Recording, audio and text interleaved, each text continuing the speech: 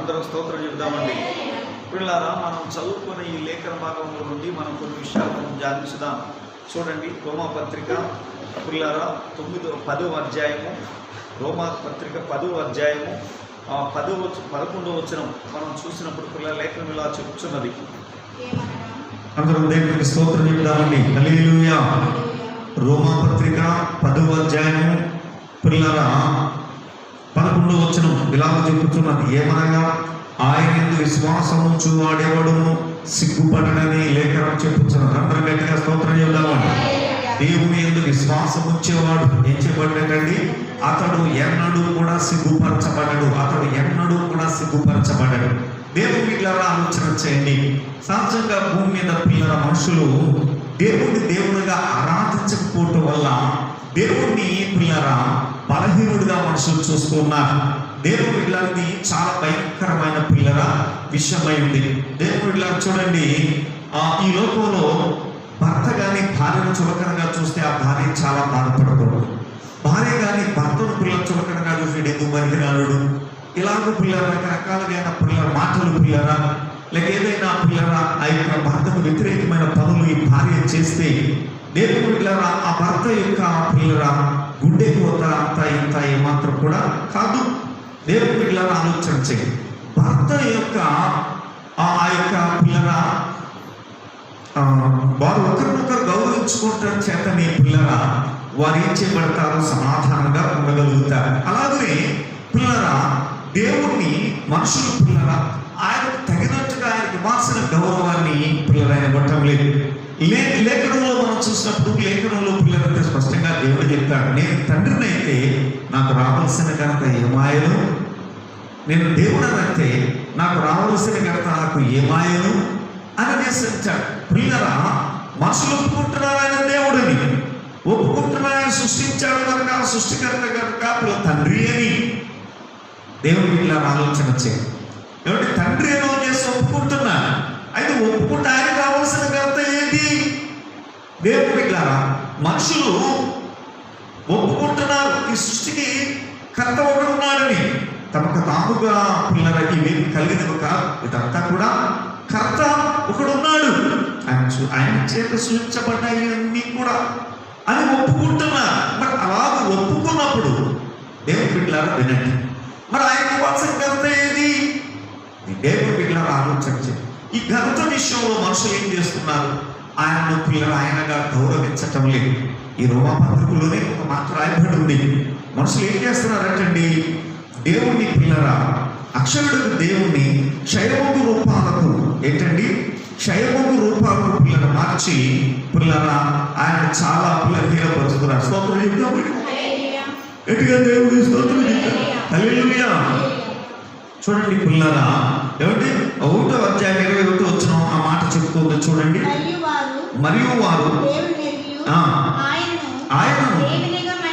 ఆయన దేవునిగా మహిమపరచలేదు, కృతజ్ఞతాస్తుతులు చెల్లింపలేదు, కానీ తమ వాదనల యందు వ్యర్థులేవి వారి అవివేక హృదయం అంధకారమయమాయను తాము జ్ఞానులమని చెప్పుకొనొచ్చు బుద్ధిహీనులైరి వారు అక్షయుడగు దేవుని మహిమను క్షయమగు మనుషుల యొక్కయు పక్షుల యొక్కయు చతుష్పాద జంతువుల యొక్కయు పురుగుల యొక్కయు ప్రతిమా స్వరూపముగా మార్చి దేవునికి స్తోత్రం కలుగునుగా. హల్లెలూయా. 2 స్థాయికి స్తోత్రం. దేవుని బిడ్డలారా ఇక్కడ చూడండి, దేవుని ఎరిగి అంటే దేవుడు అనేవాడు ఉన్నాడని చేసి పిల్లలు వారు ఒప్పుకుంటూ కూడా ఏం చేస్తున్నారయ్యా అంటే దేవునిగా మహిమపరచటం లేదు. ఏం చేస్తున్నారంటండి? ఏమండి అక్షయుడు దేవుడు అంటే నాశనం పిల్లలు అనేది లేనివాడు. దేవుడి సృష్టి స్థితిలే కాదు, అటువంటి వాడిని నాశనకరమైన ఏంటండి నాశనకరమైన పిల్లరా ఏమంటే నిలువని పిల్లరా ఆయా పిల్లలు ఏమండి మనుషుల యొక్కయు పక్షుల యొక్కయు చతుష్పాద జంతువుల యొక్కయు పురుగుల యొక్కయు ప్రతిమా స్వరూపాలుగా మనుషుల రూపాలను పిల్లలు చేసి ఏ దేవుడు అంటున్నారు? ఏమండి ఈ ఆ దేవుడు అంటున్నాడు. పిల్లలంటే అలాగే పక్షుల రూపాలు చేస్తున్నారు. చతుష్పాద అంటే 4 కాళ్ళ జంతువుల యొక్క పిల్లలేండి. ఓ పిల్లల చేసేస్తున్నారు, పురుగుల యొక్క విగ్రహాలు చేసేస్తున్నారు, ప్రతిమా స్వరూపాలు చేసి ఇవే ఆయుధాలు చేసి అంటున్నారు. ఎంత భయంకరమైన విషయమో చూడండి. పిల్లల ఆయనకి వీటికి తేడా, మొట్టమొదటి తేడా ఏంటంటే ఆయన నిత్యము జీవించేవాడు, ఇవి జీవించేవాడు చనిపోయేవి. కనుక పిల్ల మనం పోలికి పోల్చేటప్పుడు ఏమనాలి, ఎలాంటి పోలికి పోల్చాలి? ఆయనకన్నా గొప్ప వాటిని ఏదైనా చూపించగలగాలి. ఆయనకన్నా తక్కువ వాటిని చూపిస్తే అది పోలికన్నా అవమానం అంటారు. అలాగే పిల్లల ఈ విధంగా పిల్లలు విగ్రహాలు చేసుకుని ఆరాధించడం అనేది అది ఆయన గణపరచడం కాదు, పక్కా పిల్లలు ఆయన అవమానపరచడం అనేది. స్తోత్రం చెబుదామా? కనుక దేవుడి పిల్లలు ఆలోచన చేయండి. ఇలాగూ పిల్లల వీళ్ళు ఏం చేస్తారు, జ్ఞానులు అని చెప్పుకోవచ్చు కూడా అజ్ఞానంగా వ్యవహరిస్తున్నారు. పైకి లేవకు మేము జ్ఞానులం అండి, మేము గొప్ప వివేకవంతులం అండి, మేము పండితులం అండి అని చెప్పుకోవడానికి పిల్లలేమండి. పిల్లలు గొప్పగా చెప్పుకుంటున్నారు, కానీ చేసే పనులన్నీ చాలా హీనమైనవి. అందుకే పిల్లలకి లోపల ఒక సామెత పిల్లలు చెప్పేవి గొప్పలటండి, దూరే పిల్లలు చేసేవి పిల్లలు హీనమైన పనులు ఏంటండి. దేవుడికి స్తోత్రంగా. హల్లెలూయా. చెప్పేవి గొప్పలు, అంతగా తింటలేదంటారు, కానీ చేసేవి హీనమైన పనులు పిల్లల. కనుక మనుషుల యొక్క జీవితాలు పిల్లల ఏమంటే చాలా హాస్యాస్పదంగా తయారయ్యాయి. వారి ఆలోచనలు, వారి యొక్క పిల్లల తలపులు పిల్లల హాస్యాస్పదంగా తయారయ్యి పిల్లల వారు ఏం చేస్తున్నారు వారికి తెలియకే వాళ్ళు ఏం చేస్తున్నారు, సర్వశక్తిమంతుడైన దేవుణ్ణి శక్తిహీనమైన వాటికి పోల్చి, శక్తిహీనమైన వాటి ఎందుకు ఆయనతో సమము కాని వాటికి పోల్చి ఇవే ఆయన అంటూ ఆయన అవమానపరుస్తున్నారు. ఆయన చాలా చులకనగా చూస్తుంది. ఇది వారిలో ఉన్న భక్తిహీనతకు, భ్రష్టత్వానికి పిల్లలకి నిదర్శనమైంది. కనుక వారిలో ఉన్న భ్రష్టత్వం, ఆ భక్తిహీనత ఏదైతే ఉందో దాన్ని అనుసరించి ఆయన చూస్తూ ఉన్నారు. దేవుడు బిడ్డలాగా జ్ఞానం అనుకుంటూ దేవుడు బిడ్డల ఆలోచన, తమకైతే గొప్ప కుర్చీ చేసుకుని కూర్చోవాలని, తమకైతే అందరూ దానం పెట్టాలి, తమనైతే పిల్లలందరూ హెచ్చరించాలి, కానీ దేక తమ దేవుడిని అయితే తమ దేవుడు అనుకుంటున్నామని అయితే గొప్పగా చూడండి. దేవుడు అనే పదాన్ని దేవుడు బిడ్డలు వినండి, అందరూ దేవుడికి హీనంగా చూస్తూ ఉంటారు. దేవుడు దేవుడు ఉన్నాడు, ఆయన యొక్క పిల్ల గొప్పతనం ఏంటో తెలిసి ఆ గొప్పతనాన్ని తగినట్టుగా ఏం చేయాలి చెప్పండి. దేవుడు బిడ్డలు అందరూ దేవుడికి స్తోత్రం, రెండు స్థలాలకి స్తోత్రం. హల్లెలూయా. పిల్లల మన యొక్క దేవుడు బిడ్డల రాష్ట్రంలో మాట చెప్తారు. మన రాష్ట్రంలో ఉంది పిల్లల జగన్ గారిని మరి ఏ ఆలోచనతో 151 సీట్లు ఇచ్చారు వైఎస్ఆర్సీపీ ఎలక్షన్లో. 2019 150 సీట్లు ఇచ్చారు, 151 సీట్లు ఇచ్చారు పిల్లల రాష్ట్రం. అయితే పిల్లల అది ఎందుకు ఇచ్చారనేది పక్కన పెడదాం. అయితే మరలా పిల్లలు 2 సంవత్సరాల తర్వాత ఎలక్షన్ జరుగుతుంటే ఇంకా అధికమైన స్థానాలు ఇస్తున్నారు. ఎందుకు? ఆయన చాలా గొప్పవాడని చేసి ఆయన గొప్పతనాన్ని చూసి ఆయన తగినట్టుగా పిల్లల స్థానాలన్నింటినీ కూడా ఏం చేస్తున్నారు చెప్పండి, ఇస్తూ ఉన్నారు. ఇది ఆయన తగినట్టుగా చేయటం అనేది పిల్లలు మంచి పని, జ్ఞానం. అలాగే మనుషులు ఏం చేస్తున్నారు, దేవుడి విషయంలో ఆయనకు తగినట్టుగా చేయటం లేదు. ఆ విషయంలో పిల్లల యుగ సంబంధమైన దేవత వారి మనోరాత్రాలు గుడ్డితనం కొలు చేసిన కారణం చేత ఆయనకు తగినట్టుగా ఆయన్ని పిల్లలు చూడటం లేదు, ఆయన వెలుగబట్టడం లేదు. అందుకే మన దేవుడిని చాలా చులకనగా చూడటం వల్లే పిల్లల దేవుడి విషయంలో పిల్లలు నిర్లక్ష్యంగా వ్యవహరిస్తున్నారు. అయితే పిల్లలా ఏమండి లేఖనం చెప్తా ఉంది, ఆయన ఎందుకు విశ్వాసం ఉంచేవాడేటండి ఎప్పుడు సిగ్గుపడడు అని చెప్తాం. దేవుడికి స్తోత్రం కలిగి. హల్లెలూయా. ఏం చెప్తుందండి, ఆయన ఎందుకు విశ్వాసం ఉంచేవాడు ఎన్నడూ సిగ్గుపడడు, ఎన్నడూ సిగ్గుపడడు. ఇదండి లేఖనం ఆయన గురించి అతి స్పష్టంగా చెప్తున్న విషయం. దేవుడికి స్తోత్రం కలిగి. హల్లెలూయా. ఆయన ఎందుకు విశ్వాసం ఉంచేవాడు. నమ్మకం వేరు, విశ్వాసం వేరు. నమ్మకం అంటే ఆయన దేవుడు, ఆయన తప్ప వేరొక దేవుడు లేడు, ఆయన చేత సమస్యలు సూచించబడి ఉన్నాయి, ఆయన సర్వశక్తిమంతుడై ఉన్నాడు, ఆయన అసాధ్యమైనది లేదు, ఆయన గొప్ప కార్యం చేయగలిగిన గొప్ప దేవుడై ఉన్నాడు, ఈ సృష్టి స్థితి లయకారకుడైనాడు, అనగా ఈ సృష్టిలో ఏర్పడడానికి కారణం ఆయనే, దీన్ని లయపరిచేవాడు కూడా ఆయనే, ఆయన అసాధ్యమైనది ఏదీ లేదు అని నమ్మడమే. ఆయనే అని నమ్మడం అది నమ్మకం. దేవుడికి స్తోత్రంగా. ఆయనే నమ్మడం అదేమంటే నమ్మకమైంది. ఈ నమ్మకం పిల్లలు మొట్టమొదటి పిల్లలు అప్పుడు విశ్వాసం. మనుషులకి విశ్వాసం ఉందని నమ్మకం లేదు. దేవుడికి స్తోత్రంగా.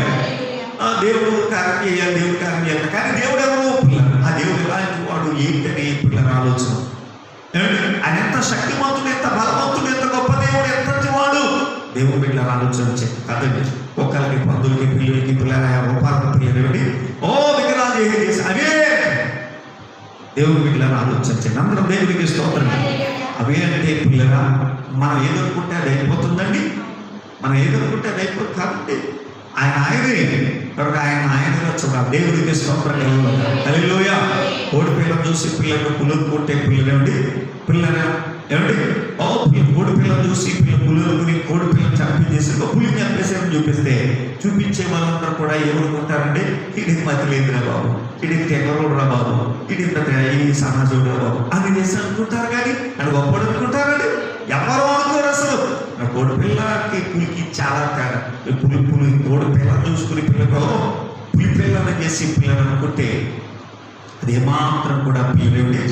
అలాగే మనం ఏదో పిల్లరా అది ఇదే అనుకుని పిల్లరా దేవుడిని పిల్లరా చులకనగా చూస్తే దేవుడి పిల్లరా ఏమండి దేవుడంతా తక్కువ వాడే మాత్రం కూడా ఆయన అధిక శక్తి స్వరూపం. అందుకే మనుషులు విశ్వసించిన కార్యం చూడటం. కానీ నమ్మికతో పిల్లరా, సరైన నమ్మికతో విశ్వసించిన వాడు ఎన్నడూ సిగ్గుపడడు అని దేవుడికి స్తోత్రం. హల్లెలూయా.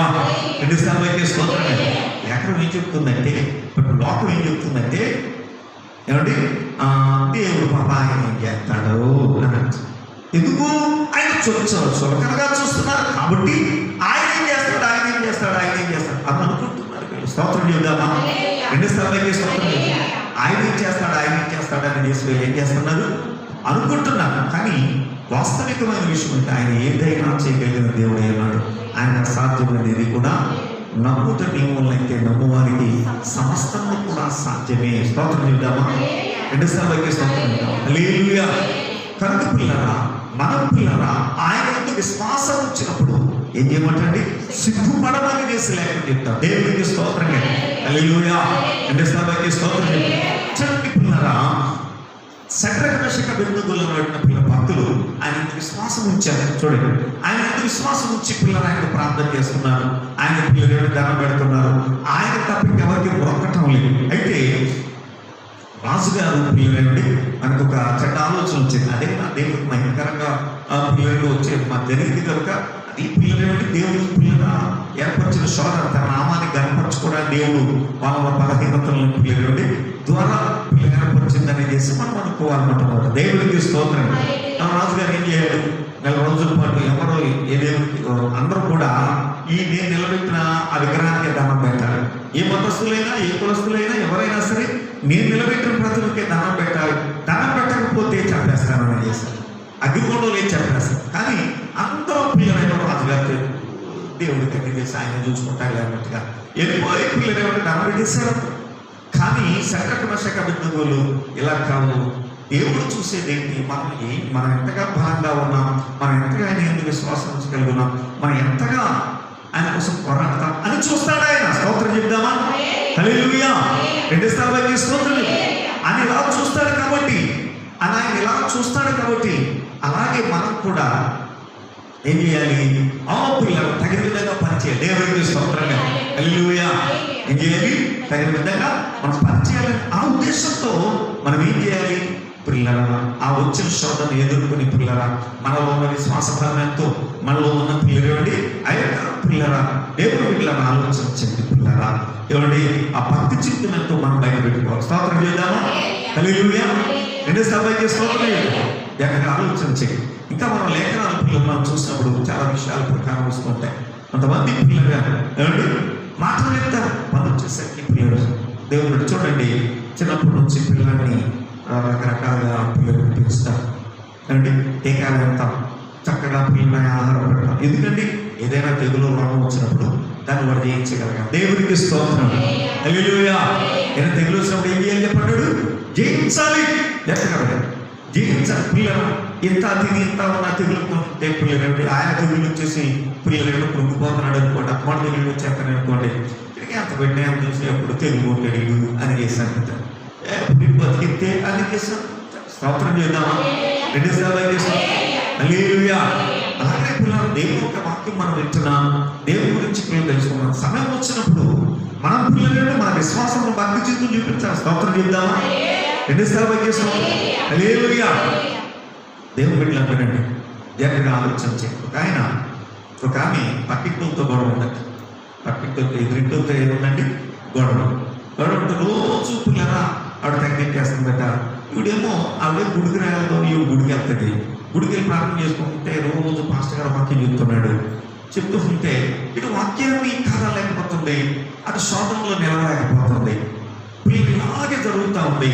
కానీ పిల్లల రోజున పిల్లలు ఇలాగే పాస్టర్ గారు వాక్యం చెప్తే నిజమే కదా, నేను నిలవాలి, దేవుడు ఉన్నాడు కదా, ఆయన చూసుకుంటాడు. అత్తమాటు ఈ మనశ్శాంతి లేని పరిస్థితి, ఎందుకు ఈ పరిస్థితి నన్ను నేను తగ్గించుకుని దేవుడికి లోబడతానని చేసి పిల్లలు ప్రార్థన చేస్తావా నాయన, మీ దాసులు చాలా వాక్యం చెప్తున్నారు, ఇలాగంటున్నారు అలాగంటున్నారు, నిజమే నువ్వు నా దగ్గర నోడివే, కానీ నువ్వు ఇంత శక్తివంతుడిగా నువ్వు చేస్తావు, నేను ఇలా ఉండాలి కాబట్టి నాకు శోధన వస్తున్నావు, అలా ఉండలేకపోతున్నాను కనుక నేను ఇలా ఉంటే నువ్వు చెప్పినట్టుగా ఉంటే నాకు మంచిది, కాబట్టి నాకు నా ప్రతివాదికి నువ్వు తీర్పు తీర్చావా అని అడిగాడు. దేవుడికి స్తోత్రం. హల్లెలూయా. అంటే అప్పుడు సరైన చేసి ప్రభు అన్నారటమ్మా, నేను తీర్పు తీరుస్తాను, నాకు అవకాశం ఏ నువ్వు అని చేశాను.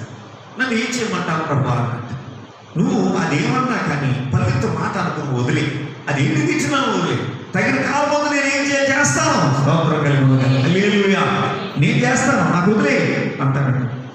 సరే అయితే అలాగే ప్రభు అయితే నేను వదిలేస్తాను. అయితే నువ్వు పని చేయమ్మా, ఇదిగో నీకు తెల్ల కొట్టేస్తాను, నీ గుడ్డ తీసుకెళ్ళి నువ్వు ఇంటికి కట్టు, నీ సూర్యుడు కట్టు. ఆడన్నీ మాటలన్నిటికీ కూడా ఈ గుడ్డ నలబడదు, ఆ మాటలే గుడ్డ నలబడదు. నువ్వు ఒక్క మాట అన్నా కానీ ఈ గుడ్డ నిలబడిపోదు. నువ్వు ఒక్క మాట అన్నా సరే అనకుండా నీకు మాటలు అన్నాయి పడినా మా అన్నయ్య ఆ గుడ్డ నిలబడిన తర్వాత నేను వచ్చి ఆమెకు తీర్పు తీరుస్తాను నేను అని చేశాను. సరే అని చేసే ప్రభావ అలా బాగా అని చేసి విశ్వాసంతో వచ్చేసింది. ఆ పిల్లలు పొద్దున్నే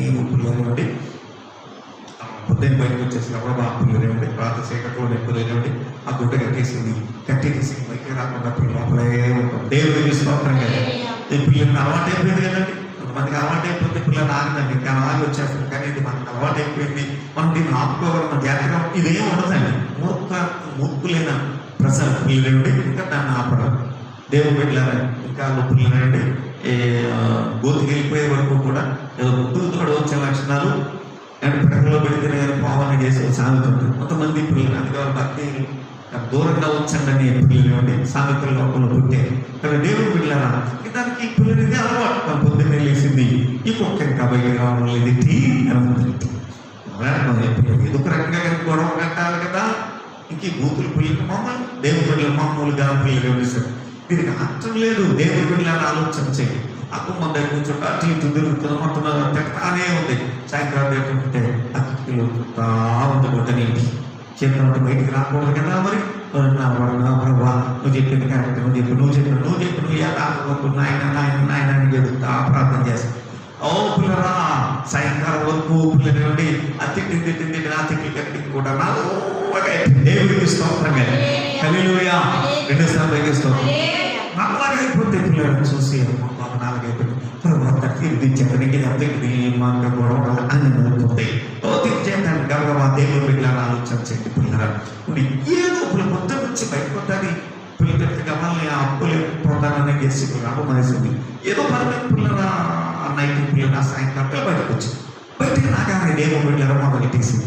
ఎవరి ఇప్పుడు దాకా ఎక్కడ చచ్చిపోయిందో అని దానికి దేవుడు వీళ్ళ ఆలోచన నేను ఎప్పుడు రాగలిగిన గయ్యాలి వెంటనే మాటేసి దేవుడు వీళ్ళ ఆలోచించి పిల్లలు ఆలోచించి వెంటనే మాటేసిరండి. ప్రభు వస్తాడు, అప్పుడు నీ సంగతి చెప్తాడు అని చేస్తాం. దేవుడు వీళ్ళ ఆలోచించండి. అందరూ దేవుడికి స్తోత్రం హల్లెలూయా అని చేసి లోపలికి వచ్చేసింది. లోపలికి వచ్చేసి పిల్లలండి తలుపు వేసి ప్రార్థన చేస్తా ఉంది. ప్రభు నాయన నువ్వు రానాయన నువ్వు నలబడిపోయినా నువ్వు రాను వస్తాను నా దగ్గర నువ్వు చెప్పినట్టుగా అంత చదువుతున్నాయా ప్రార్థన చేయండి. చిరంతా ప్రార్థన చేస్తుందా ప్రభు వచ్చాడు. అమ్మా ఏమ్మా ఏం చేస్తున్నావు అని చేస్తాను. ఎందుకమ్మా నన్ను పిలుస్తున్నాడు. అయ్యా నువ్వు నాకు ఇచ్చినట్టుగా ఆ గుడ్డ అక్కడ కట్టినప్పుడు అంటే నేను ఇచ్చినట్టు గుడ్డ అక్కడ కట్టావా నలబడిందండి నేను పనులు చూద్దామని చేశాను. పనులు అందరూ కలిసి ఇప్పుడు బయటకు వచ్చారట. అది తెల్లగా ఉందట, మల్లెపూలా ఉందట. జ్యోతిలోకి ప్రభా ప్రభా ప్రభా ప్రభా అయ్యో బాబా ఏదో ఇలాగంటే సరే నేను నీకు ఏం చెప్పాను, నువ్వు దాన్ని ఏమన్నావా అని చేశాను. ఏమనలేదు ప్రభా అంటే నువ్వు ఏమనుకున్నా ఈ గుడ్డ తెలపడు. అది అనేకమైన మాటలు మాట్లాడితే కానీ గుడ్డ నల్లపడదు. నువ్వు ఒక్క మాట మాట్లాడితే చాలు తెలబడిపోతుంది. నువ్వేమన్నా ఒకసారి జ్ఞాపకం తెచ్చుకోవాలని వేశాడు. అంటే ప్రభా పొద్దున నుంచి సాయం బయటికి వెళ్ళలేదు, ఏదో తిరుగుతుంటా అలాగే మాట్లాడతా నోరెప్పకుండా అలాగే ఉంటున్నాను, అలాగే గుడ్డలు ఉంటున్నాను, నలబడుతుంది కదా ధైర్యంలో ఉన్నాను. కానీ సాయంకాలం బయటికి వెళ్తే ఈ కుక్క పొద్దున్న నుంచి బయటకు రాలేదు, ఏ వచ్చిందో దీనికి పోయాక అని పెట్టింది. ఆ వద్ద మా ప్రభువు వచ్చి తీరుతాడు అని నేను ఒక మాట నేను అన్నదన్నాను కదా. ఎందుకన్నాను ఆ మాట? నువ్వు అన్నా అందుకే తెలబడిపోయింది. నువ్వు రంగంలో దిగితే నేనేం చేయలేక నువ్వు మౌనంగా ఉండు, నేను చూసుకుంటాను అని నేను చెప్పాను కదా. దేవునికి స్తోత్రం హల్లెలూయా అని చెప్పాను. చూశాను ఆగలేని స్థితి. ఏంటంటే ఆగలేని స్థితి, దేవుడి పిల్లల అదుపులో స్థితి. ఇప్పుడు పిల్లల అయితే మనం విశ్వాసం వచ్చినప్పుడు పిల్లలు తప్పకుండా ఆయన ఏం చేస్తాడు చెప్పండి, తగిన కార్యం చేసే గొప్ప దేవుడు. ఇక పిల్లలు ఆయన ఎలా చెప్పాడు అలా వినాలి. ఆ విని పిల్లలు ఆ విశ్వాసంతో పిల్లలు ఉండాలి, మనం పని చేయకుండా పిల్లలు. అలాగే దేవుడు పిల్లలు ఆలోచించారు. చూడండి శోధన వచ్చింది ఏమంటే మీరు ఈ ప్రతిమకి దానం పెట్టకపోతే చంపేస్తారు. అందరూ కూడా దేవుడు తెలుసు కదా, దేవుడు చూస్తుంది, ఆయన అన్ని తెలుసు, ఆయన తెలియదు దేవుడు. అయితే ఇక్కడ పిల్లల చూడాల్సింది ఏంటంటే నిలవబడ్డామా లేదా అనేది ప్రథమం. కానీ దేవుడు పిల్లలను ఆలోచించండి పిల్లల అంటే ఆయన తెలిసే ఆయన తెలిసి అంటే అది అర్థం లేదు. ఇక ఆ బ్రతుకు భజనకు అర్థం లేదు, ఆ యొక్క ప్రాంతానికి అర్థం లేదు. దేవుడు పిల్లలను ఆలోచించండి. అందరూ దేవునికి స్తోత్రం హల్లెలూయా. చూడండి ఇక్కడ మన లేఖనాన్ని బట్టి మనం చూస్తున్నప్పుడు ఆమె వెళ్ళి దేవుని పిల్లలను ఆలోచించండి పిల్లల. పొద్దున్న సాయంకాలం కాగింది కాబట్టి పిల్లల నలబడింది. అలాగనే మనం కష్టపడాలి. ఏం చేయాలండి? కష్టపడాలి. ప్రభువునందు మనం కష్టపడాలి. ఆ విశ్వాసం పిల్లల అనుసరించాలి. ఆ యొక్క పిల్లలు నిరీక్షణను పిల్లల ఆ పరిశుద్ధతను ఆ యొక్క పిల్లల గొప్పతనాన్ని అన్నిటినీ కూడా మనం ఇచ్చేయాలి. పిల్లలు కాపాడుకుంటూ ఉంటే తగిన కాలమందు ఆయన ఉత్తరం ఇచ్చే దేవుడే ఉన్నాడు. దేవుడికి స్తోత్రం. ఆయన మనం విడిచిపెట్టే దేవుడు కాదు. దేవుడి పిల్లల ఆయన కొరకు పిల్లలు మనం ఏం చేయలేపండి, కష్టపడాలి, పని చేయాలండి. దేవుడికి స్తోత్రం హల్లెలూయా. మనం ఏం చెప్పండి, ఆయన కొరకు కష్టపడి పని చేయాలండి. ఆయన విశ్వసించి ఆయన దేవుడు తెలుసుకుని ఆయన సన్నిధికి వచ్చాం. విశ్వాసంతో మనం పని చేయాలి. మనం అలాగే పని చేసే గొప్ప కార్యం చేసే గొప్ప దేవుడే. ఆయన అంటారు పని రావడం మేము పని తీర్చుకోవడం. అలాగే వీళ్ళందరూ కూడా దేవుని పిల్లలు ఆలోచన చేయండి. పిల్లలు ఈ సెంట్రల్ మనిషికి అభివృద్ధులు పిల్లలు ఏదేమైనా ప్రాణం కూడా కానీ ఏమాత్రం కూడా దానికి దండం పెట్టకూడదని చేసి పిల్లల ఎవరి ప్రాణాలైనా సరే విడిచిపెట్టడానికి సిద్ధపడ్డారు. కానీ ఆ ప్రతిమకు దండం పెట్టడానికి ఇష్టపడ్డారు. దేవుడికి స్తోత్రం హల్లెలూయా. మంచికి పిల్లల నీతికి పిల్లలు నిలబడ్డారు దేవుని బిడ్డలు. కాబట్టి అలాగు పిల్లలు నిలబడ్డారు. కాబట్టి దేవుని పిల్లలు ఆలోచన చేయండి పిల్లరా. ఏమండి వాళ్ళ దేవుడు చెప్పారయ్యా ఇక వీళ్ళు ఎలా చెప్తే వీళ్ళు ఎలా చేస్తున్నారు, వీళ్ళు ఏమాత్రం కూడా ప్రతిమకి దండం పెట్టడం లేదంటే రాజుగారు కోపం వచ్చి కేకేశాడు. నేను నిలబెట్టిన ప్రతిమకు మీరు దండం పెట్టాలి, కారణం ఏంటి? ఎవరో చెప్పడం ఏందో ఇదేం కాదు, ఇదో మట్లా పిల్లల ద్రోగులు ఇవన్నీ వినబడతాయి. మీరు వచ్చి ఆ ప్రతిమకి దండం పెట్టకపోతే మిమ్మల్ని ఏ దేవుడు రక్షణ నా చేతిలో ఏ దేవుడు రక్షించలేదు, వేడిగా లగ్నం కూడా ప్రాణం చేస్తానని చేశారు. అంటే దానికి వాళ్ళు అన్నారు, రాజా ఇందులో గురించి నీకు ప్రత్యుత్తరం ఇవ్వాల్సిన అవసరం నాకు లేదు. మేము సేవించున్న దేవుడు అఫ్రాల్ నీ చేతుల్లో వచ్చారు. ఈ యొక్క వేడిగా లగ్నం రక్షించడానికి సమర్థుడు. దేవుడికి స్తోత్రం. అయితే ఆయన రక్షించకపోయినా పర్వాలేదు, కానీ ఆయన చెప్పినట్టుగా ఆయన ఆరాధిస్తాం తప్ప మరెవ్వరిని ఆరాధించే ఎవ్వరికి తన వంశమని చేసి నమస్కరించమని చెప్పేశారు. దేవుడికి స్తోత్రం హల్లెలూయా. ఎప్పుడైతే ఇలాగూ పిల్లలు చెప్పారు రాజుగారి కోపం వచ్చేసి అప్పుడు అగ్నిగుండాన్ని 7 పిల్లలు ఎక్కువ చేయించారు. ఇక పిల్లల ఆ యొక్క శకలు పిల్లల ఆకాశాలు తాకుకొని అంతలా పిల్లలు హేట్ చేసేసి ఎంత చేసిన తర్వాత పిల్లలు పిల్లల గ్రూపులు ఇట్లా వాయించాలి దండం పెట్టేసి కాళ్ళు చేతులు కట్టేసి తీసుకెళ్ళి అందులో బాగా వెళ్ళండి. ముగ్గురిని కాళ్ళు చేతులు పిల్లలు కట్టేసి తీసుకెళ్ళి అందులో పడేసారు. పాడైన పిల్లలు కూడా కాలిపోయి తెచ్చుకోరు. దేవుడికి హల్లెలూయా. రాజానికి తప్పదు. కానీ ఈనోడు అక్కడ చచ్చిపోయాడండి. ఏమయ్యాడండి? ఎల్లుడు అక్కడ కాలిపోయి పిల్లలు వెళ్ళిపోయింది. ముగ్గురి పాడైన పిల్లలు కాలిపోయి తెచ్చుకోరు. కానీ వీళ్ళందరూ పడిపోయిన తర్వాత దేవుడు వీళ్ళని ఆలోచించండి. కొంతసేపటి రాజుగారు శాంతించి ఏమైంది ఒకసారి చూద్దాం, వాళ్ళ చావును చూసి ఆనందిద్దామని చేసి కొంతసేపు అయిన తర్వాత నిమ్మలమైన తర్వాత దేవుడి వీళ్ళని ఆలోచించండి.